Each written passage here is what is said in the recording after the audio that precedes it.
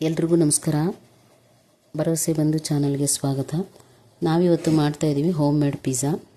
ಅದು ಯಾವುದರಲ್ಲಪ್ಪ ಅಂದರೆ ಸಾಮೆ ಹಿಟ್ಟಲ್ಲಿ, ಮಿಲೆಟ್ ಹಿಟ್ಟಿನಲ್ಲಿ ಇದೊಂದು ಪ್ರಯೋಗ ಮಾಡ್ತಾಯಿದ್ದೀನಿ.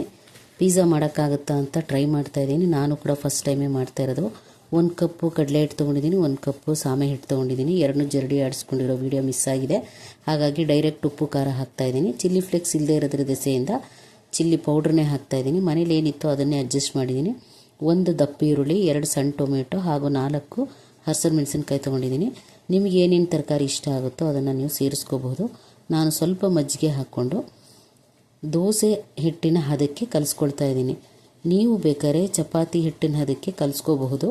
ನಾನು ಬೇಗ ಮಾಡಬೇಕು ಅನ್ನೋದು ದೃಷ್ಟಿಯಿಂದ ನಾನು ದೋಸೆ ಅಥವಾ ಇಡ್ಲಿ ಹಿಟ್ಟಿನ ಹದಕ್ಕೆ ನಾನು ಹಿಟ್ಟನ್ನ ಪ್ರಿಪೇರ್ ಮಾಡ್ಕೊಳ್ತಾ ಇದ್ದೀನಿ.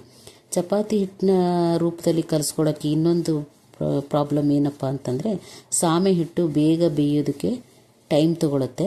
ಹಾಗಾಗಿ ಹಾಗೆ ತಿನ್ನೋದ್ರಿಂದ ಹೊಟ್ಟೆ ನೋವು ಕೂಡ ಬರಬಹುದು.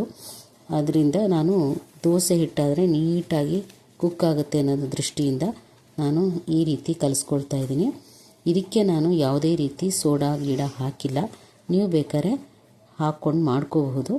ನಾನಿಲ್ಲಿ 3 ದೊಡ್ಡ ಮೆಣಸಿನ್ಕಾಯಿ ತೊಗೊಂಡಿದ್ದೀನಿ, ಸಣ್ಣ ಸಣ್ಣದಾಗಿ ಕಟ್ ಮಾಡ್ಕೊಳ್ತಾ ಇದ್ದೀನಿ. ಜೋಳ ಕೂಡ ಇದ್ದರೆ ಸೇರಿಸ್ಕೋಬೋದು.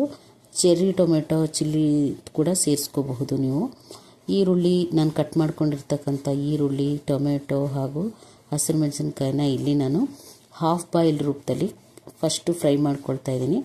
ತುಪ್ಪ ಕೂಡ ಸೇರಿಸ್ಕೊಂಡಿದ್ದೀನಿ 1 ಸ್ಪೂನು.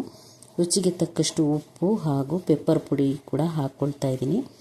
ಇದು ಹಾಫ್ ಬಾಯ್ಲ್ ಮಾಡೋ ಉದ್ದೇಶ ಏನಪ್ಪ ಅಂತಂತಂದರೆ, ಪಿಜ್ಜಾ ಬೇಗ ಬೇಯುತ್ತೆ, ಬೇಗ ಕ್ವಿಕ್ಕಾಗಿ ರೆಡಿ ಆಗುತ್ತೆ, ಎಲ್ರಿಗೂ ಪಟಾಪಟ್ ಅಂತ ಕೊಡ್ಬೋದು ಅನ್ನೋದಕ್ಕೋಸ್ಕರ ನಾನು ಈ ರೀತಿ ಹಾಫ್ ಬಾಯ್ಲ್ ಮಾಡ್ಕೊಳ್ತಾ ಇದ್ದೀನಿ. ನಿಮಗೆ ಬೇಕು ಅಂದರೆ ಸಣ್ಣ ಉರಿನಲ್ಲಿ ಸಿಮ್ಮಲ್ಲಿ ಬೇಯಿಸ್ಕೊಂಡು ನೀವು ಪಿಜ್ಜಾ ಕೂಡ ಮಾಡ್ಕೋಬಹುದು.